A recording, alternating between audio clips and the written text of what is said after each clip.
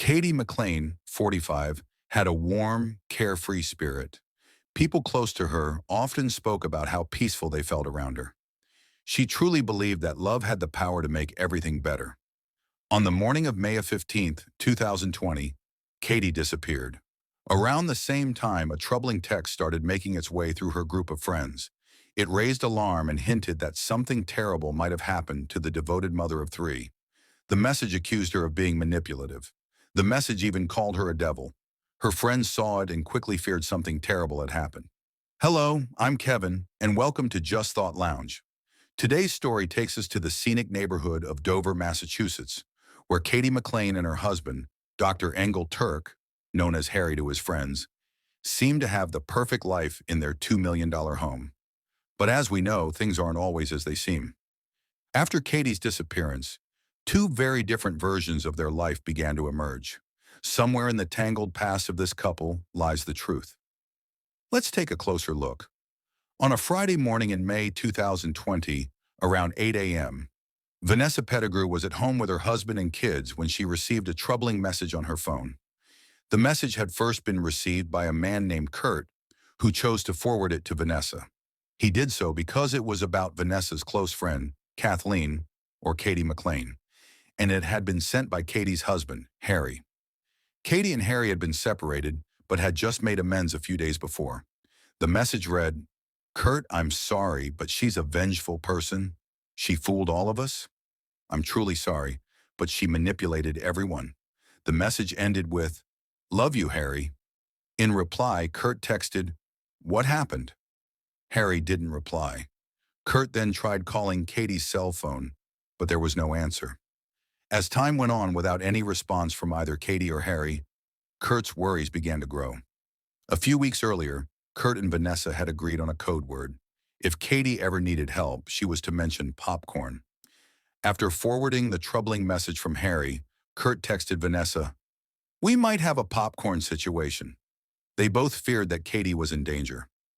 Unable to reach Katie on her phone, Vanessa drove to the long-stay hotel, where Harry had been staying while he and Katie worked through their marriage troubles.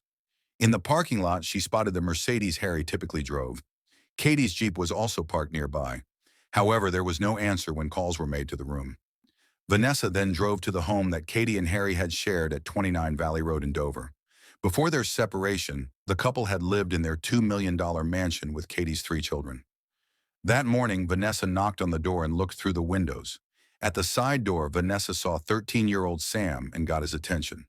All three of Katie's teenage children, Sam, Grace, and Sophie, were at home and safe. However, their mother was nowhere to be found. With the children out of the house, officers began searching the outside of the large property. They found no sign of Katie or Harry. However, inside the house, there were small but significant clues that hinted a violent confrontation had occurred. As they moved through the garage and into the downstairs hallway, a pattern began to appear on the floor. Two small dark spots were spaced a few inches apart, followed by another pair of similar stains 2 feet further down the hallway. The trail was clear from just inside the doorway. The trail continued through the kitchen, where dirty martini glasses and half-empty liquor bottles were scattered on the countertops. From there, the stains led toward the stairs. Following the pattern to the second floor and down another hallway, the officers noticed that the door and door frame to the bedroom at the end of the hall were heavily damaged. The door frame was splintered, the lock was destroyed, and the door had been forced open. Inside the room, the trail led to the end of the bed, where shards of glass were scattered on the floor. Two broken glasses were found, one on the chest of drawers and the other rolled underneath a nightstand. These seemed to be the source of the scattered shards. The bedding was piled on the floor next to the bed, and the mattress was stained with what was later confirmed to be Katie's blood. On the nightstand was a large bag, Katie's purse. Officers called her cell phone and waited as the purse began to vibrate. Inside the purse, they found her iPhone. The home screen was flooded with notifications, missed calls, and messages from her worried family and friends. Katie McLean, a 45-year-old devoted mother of three, was also a healer. Through her business, Birch Tree Energy and Healing, she worked as a Reiki master. Reiki is a Japanese healing method that uses hand placements to channel universal life energy known as Kai. The treatment is designed to encourage relaxation and well-being by relieving stress, reducing pain, and aiding emotional and spiritual healing. In addition to Reiki, Katie also offered her services as a psychic medium. Known for her free-spirited nature, Katie was admired by her many friends as a graceful woman who always sought to support and care for others. It wasn't surprising that, about a year after her second divorce, Katie fell for another healer. This time, it was a well-regarded surgeon known for saving lives. The 58-year-old, who went by Harry, was born in Gulf Turk and spent the first 30 years of his life in East Germany before emigrating to the United States shortly after the fall of the Berlin Wall.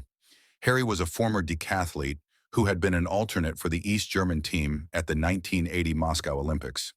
Afterward, he served in the German Air Force before attending medical school. In Massachusetts, he was recruited by St. Elizabeth's Medical Center for his advanced expertise in robotic surgery, which was pivotal in saving lives. He became the chief of urology at the hospital, and his image was used in a statewide billboard campaign. In 2012, he was also featured in a promotional video. Dr. Ingolf Turk was far from the typical surgeon. Standing at 6'3" with an athletic build, it was clear why he had once been part of the German Olympic decathlon team. Surgery is a physically demanding field, and his physique suited the work perfectly. Surgery demands physical stamina, and as a surgeon, being physically fit is crucial for long hours of hands-on work. What truly set Dr. Turk apart, however, was his expertise in robotic surgery. He strongly believed that this technique led to better results for his patients. On May 15th, with his wife reported as missing and in danger, police found Dr. Turk unconscious in his hotel room. He was quickly taken to the hospital. His blood alcohol level was alarmingly high, even hours after he was found unconscious. Medical staff noted in his records that it was possible he had tried to poison himself intentionally. Harry had scratches all over his body. What stood out to the police was the sheer number and type of these injuries. The surgeon had cuts in various places, some deeper than others. His hands showed small marks, especially above his thumb and index finger. There were scratches on his arms, calves, and thighs. The marks on his hands and arms seemed consistent with defense wounds. Harry had 2 small abrasions on his hairline. While none of these injuries were serious, the number and nature of them suggested the worst, that he and his missing wife had been involved in a violent confrontation. As Harry recovered and received medical treatment, investigators secured a search warrant for both of his vehicles, the Mercedes and the Jeep. The forensic tests on the Mercedes yielded no significant results. However, the Jeep told a different story. A blood stain found on the steering wheel matched Katie's DNA. Further tests on swabs taken from the external and internal door handles, including those on the driver's side, passenger side, and the trunk, all showed traces of Katie's DNA. On the passenger seat, a half-empty bottle of scotch was found. When the bottle was shifted, a small knife was discovered hidden behind it. Although the knife did not have Katie's DNA on it, it was clear she had been in the Jeep after suffering injuries in the bedroom. Harry had been absent from his hotel for most of the night, only returning around 5:30 a.m. It was evident he had been driving the Jeep. The next day, 30 hours after Harry had been rushed to the hospital for treatment, detectives conducted a formal interview with him. The surgeon admitted to having little to no memory of the previous day. "Let's focus on yesterday," the detective urged. "Tell me about what happened yesterday." "Yesterday? I don't really remember much," Harry said, his voice slow. "I must have had too much to drink. Yeah, I don't know. Why don't you try to focus on the details? I can't really tell you. I'm sorry, but I can't remember." "I spoke up yesterday," Harry mumbled. "I was at the hospital, okay. Do you know how you ended up here?" the detective asked. Harry shook his head. "I don't know. I can't remember." "Let me ask you this. When was the last time you saw Catherine?" Harry paused, then replied quietly, "Yeah, you and I. That's all I remember." "We were just watching TV, having a drink," Harry said, his voice trailing off. "I don't even remember what happened after that." The detectives, already aware of the facts, pushed him for more information. "There must have been an argument. It likely turned physical," one of them stated. "Tell me about the argument you had on Thursday night." "Argument?" Harry repeated, confused. "What argument?" "The argument you had on Thursday night," the detective clarified. Harry seemed lost for a moment, then replied, "I don't know what I wanted." Harry claimed he couldn't remember anything from the night before, but his story didn't quite match the evidence. He said he was too drunk to recall what happened on Thursday evening. However, security footage showed him returning to his hotel without any signs of being extremely intoxicated. He pulled out his wallet calmly, used his keycard, and walked in without stumbling, hardly the behavior of someone blacked out from alcohol. When questioned further, Harry struggled to respond clearly. "Do you know where you were driving?" "I'm not sure. I don't believe that. I really don't know. I don't remember."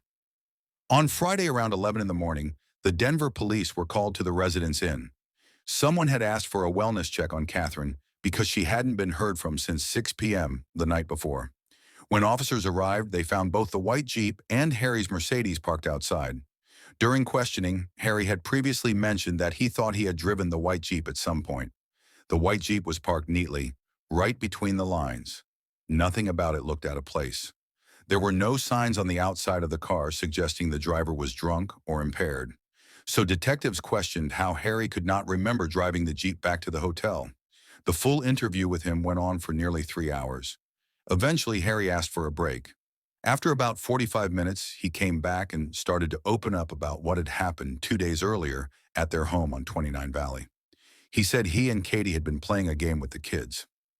Later that evening, after having a few martinis, they went to the bedroom. Their attempt at reconnecting had been difficult. According to Harry, his wife often struggled with jealousy. He said she would often go through his phone, reading his texts and emails. She also accused him of being unfaithful on multiple occasions. That night, Harry had been texting an old female friend, someone his wife had never liked. She saw the messages and demanded to read more, especially the ones they exchanged while they were separated. Harry told her not to, warning that the texts were full of anger and didn't reflect how he felt anymore. He pleaded with her not to read them, saying they didn't represent the present. Harry explained that the messages were from 2 or 3 months ago, but his wife still insisted on reading them. When she did, she became furious after seeing things that upset her. According to Harry, her anger quickly escalated. He described his wife, who practiced Reiki, as someone who could become physically aggressive. He said she threw a glass at him in a rage, hitting him on the right side of his head. Harry said that when the glass hit him, he reacted instinctively. He reached out to protect himself during what he described as a sudden and aggressive situation. The detectives pressed him for more details, but his responses remained vague and inconsistent. He kept referring to his actions as quick reactions in the heat of the moment, without giving a clear account of what actually happened next. Harry's responses became increasingly disjointed as the detectives pressed him for more clarity. He seemed to struggle with the gravity of the situation. When asked about Katie's whereabouts, his answer was unsettlingly brief. "She's in the water," he said, followed by a brief explanation that she was in a pond, just around the corner from their house. His words lacked conviction, and his inability to offer further details raised even more questions. As the detectives continued to press, Harry's answers grew more fragmented, and he seemed to retreat further into himself. When asked about whether anything was weighing Katie down in the pond, his response was chillingly vague. "I may have put a rock on top of her. I'm not sure," he said, his tone flat and detached, as though he were recounting an insignificant detail. The detectives, sensing his emotional detachment, pushed him for more, but Harry's remorse appeared to be minimal. In a final, almost regretful tone, he muttered, "I'm so sorry for what they have to say." The confession hung heavy in the air, leaving a trail of unanswered questions. The detectives, after hearing Harry's disturbing words, immediately shifted their focus. They had gathered enough evidence to suspect that the story was far from over. A short 2-minute drive from the house on Valley Road led them to another rural property, located on Francis Street. The house, set far back from the road, was encased in dense woodland, giving it a secluded and almost eerie feel. The location raised more questions. Was this where the rest of the story would unfold? Would they find something that Harry had neglected to mention? The area had a quiet, almost haunting atmosphere, as though it was hiding something. The detectives had to piece together what had transpired between the house on Valley Road and this isolated property. Harry and Katie had previously thought about buying the property as their future home. A small pond sat to the left of the long driveway. When the police arrived to search the area, they found a black tank top caught on a tree branch near the water. The forest floor was covered with thorns, likely explaining the numerous light scratches on Harry. When Katie's body was pulled from the water, she was found without her top. Two heavy rocks, each weighing about 16 pounds, had been placed into the pockets of her trousers, which had weighed her down and caused her to sink to the bottom. The medical examiner determined that Katie's cause of death was strangulation, and the manner of death was ruled as homicide. Katie and her three children had moved into the house at 29 Valley Road in March 2018, just a few months after she met Harry on Bumble. About 2 years later, they eloped at a drive-through chapel in Las Vegas while Harry was there for a medical conference. After that, the details of their story begin to differ, depending on who you ask. In Harry's version, Katie had already obtained the marriage license, and the plan to marry in Vegas caught him by surprise. Just 5 weeks later, he sought an annulment. He claimed that Katie found an email from his lawyer regarding the annulment, and that discovery led her to file a restraining order against him. According to Harry, she fabricated allegations of aggression to the police in order to secure the protective order. Only after Harry added her name to the deed of the house and signed a post-nuptial agreement did Katie agree to give their marriage another try. Once she received financial compensation, she withdrew the restraining order and let him move back into the house. However, some claimed that it was actually Katie who wanted a divorce, citing Harry's controlling and abusive behavior. Before the pandemic, Harry was dealing with a malpractice lawsuit that accused him of overcharging Medicare by more than $31,000 for services he never provided over a 6-year period. At first, he allegedly kept this lawsuit hidden from Katie. Just before they eloped, Harry settled the case, agreeing to pay a $150,000 fine and losing his job at St. Elizabeth's. Harry did not handle his downfall with grace. Instead, he took out his frustration on Katie. As his behavior became more abusive, Katie found herself having to contact the police for help. When she arrived at Dover Police Station, she was visibly distressed, with a shattered iPhone screen and tears in her eyes. Two different accounts of what had happened were given to the police. Katie told the officers at the front desk that Harry had been violent, and she was in the process of filing for divorce. Katie didn't want to press charges. She just wanted the police to be aware of what had happened in case anything further occurred. While she was at the station, Harry showed up. He claimed he had come because he was concerned that his wife might make false accusations against him. He painted Katie as the jealous and controlling one, insisting he had never been violent. He also said he was leaving her and returning to Germany. If only he had followed through. Before he could make the move, the pandemic struck. He was forced to stay in the United States, and Katie's restraining order kept him from returning to the house. In the end, by early May, the couple decided to give reconciliation a chance. However, no matter which side you believe, the underlying issues in their relationship had already taken root. A successful reconciliation seemed highly unlikely. Dr. Ingolf Turk, known as Harry, a former Olympian turned renowned surgeon with a love for Harley-Davidson motorcycles, was arrested and charged with the first-degree murder of his wife. As the trial began, the jury was presented with the possibility of convicting him on the lesser charge of voluntary manslaughter if they determined he acted in a fit of passion. However, Harry's defense team was aiming for the third option, a full acquittal. Defense attorney Kevin Reddington argued that Harry acted in self-defense after his wife attacked him with a cocktail glass and was trying to force him out of the house.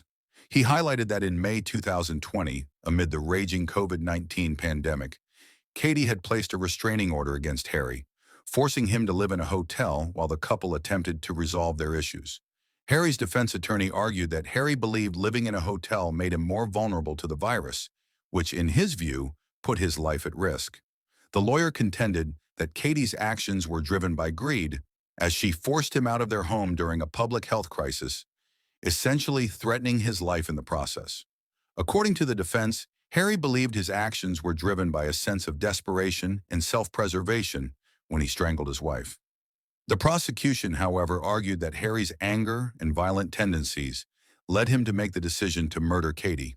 The evidence suggested that the argument took place in the bedroom, with Katie confronting him about other men, which escalated their conflict.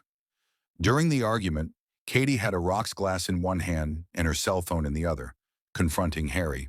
She threatened to call the police and demanded that he leave. As the tension between them escalated, Harry, feeling overwhelmed, dropped to his knees. This intense moment would become a pivotal part of the narrative surrounding their tragic confrontation. In that moment of escalating tension, Harry, in a desperate attempt to protect himself, reached out to stop Katie from smashing the rocks glass against his head. His hand, strong and forceful, was enough to overpower her.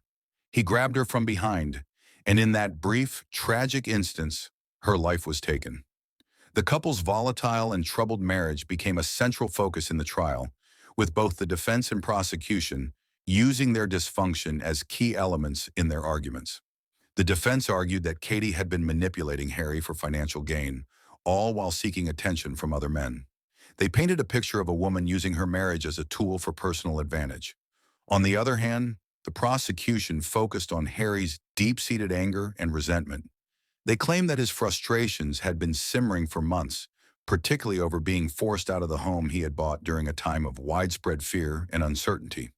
After exhausting all other options, Harry had found himself living in a friend's camper in Florida, a far cry from the life he once knew.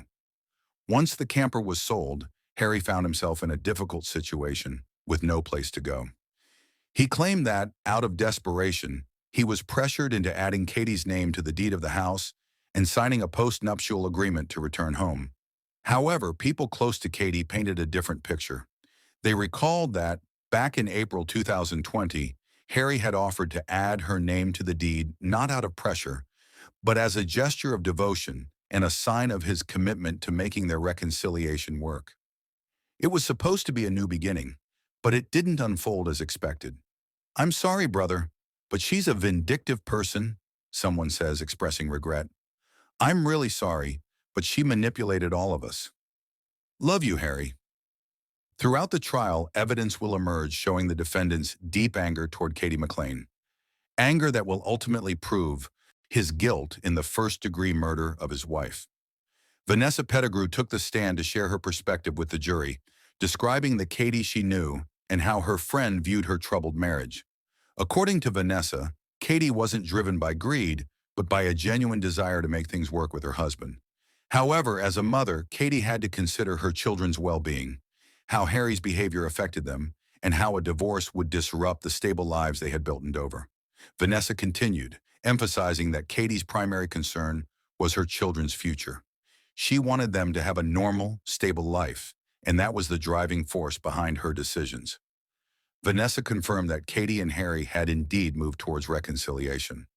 There were many things they had to work out between themselves, including decisions about how they would move forward together, and one of those decisions involved Dr. Harry's involvement.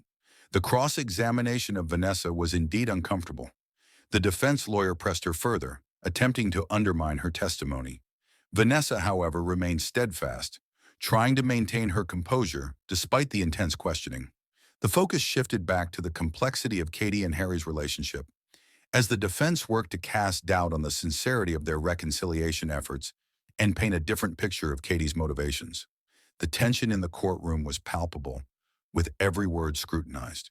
The medical examiner concluded that Katie died from strangulation, and her death was ruled a homicide.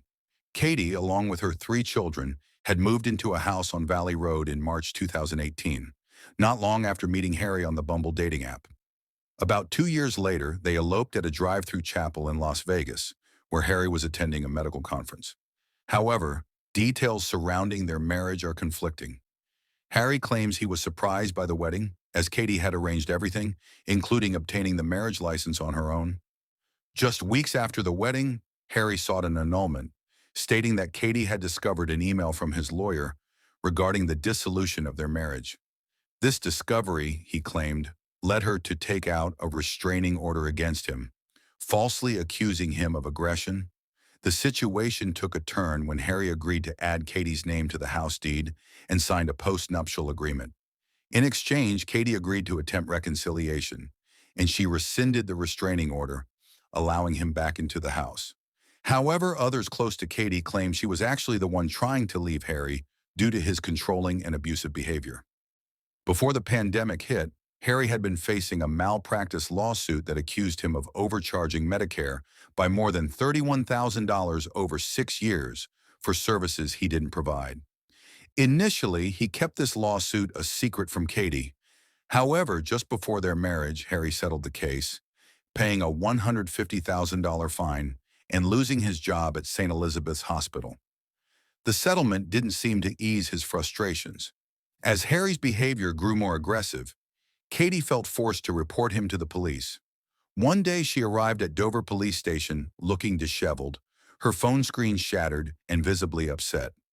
Katie told the officers that she was filing for divorce but didn't want to press charges. She simply wanted them to know what had been happening in case something happened to her. Harry, soon arriving at the station, claimed he was worried that Katie might make false accusations against him. He insisted he had never been violent and that it was actually Katie who was jealous and controlling. He also mentioned that he planned to leave her and return to Germany. However, as the pandemic took hold, Harry couldn't leave the U.S. and was forced to stay in the country. Katie's restraining order kept him from returning to their home. Eventually, the couple agreed to reconcile in early May, but by then, their relationship had already deteriorated significantly, making any hope for a successful reconciliation unlikely. Harry, the former Olympian turned celebrated surgeon, was arrested and charged with the first-degree murder of Katie. The jury was also given the option to convict him of voluntary manslaughter if they believed he acted in a fit of passion. Harry's defense attorney argued that he had acted in self-defense after Katie attacked him with a cocktail glass. According to his lawyer, Katie's actions and her attempt to force him out of their home during a public health crisis had put Harry in a state of fear, making him believe his life was in danger. The defense further claimed that Harry had been living in a hotel due to Katie's restraining order, which had left him vulnerable to the virus. The lawyer painted a picture of a man pushed to his breaking point by his wife's alleged manipulation and greed. But the prosecution presented a different story. They argued that Harry's actions were driven by anger and resentment toward Katie for forcing him out of the house he had bought, and for making him live in a camper after all other options had failed. They painted Harry as a man whose emotional turmoil, fueled by his personal and professional losses, led to the violent act. The details of that night were crucial in the trial. According to the prosecution, Harry and Katie were in their bedroom arguing, with Katie threatening to call the police and force him out. In the heat of the argument, she held a glass in one hand and her phone in the other. At one point, Harry kneeled down, pleading with her not to smash the glass over his head. But as the confrontation escalated, he grabbed her from behind and strangled her. The defense, however, insisted that Katie was manipulating Harry for money and was pursuing relationships with other men, while the prosecution focused on Harry's emotional state, claiming his violent outburst was the result of deep resentment and frustration.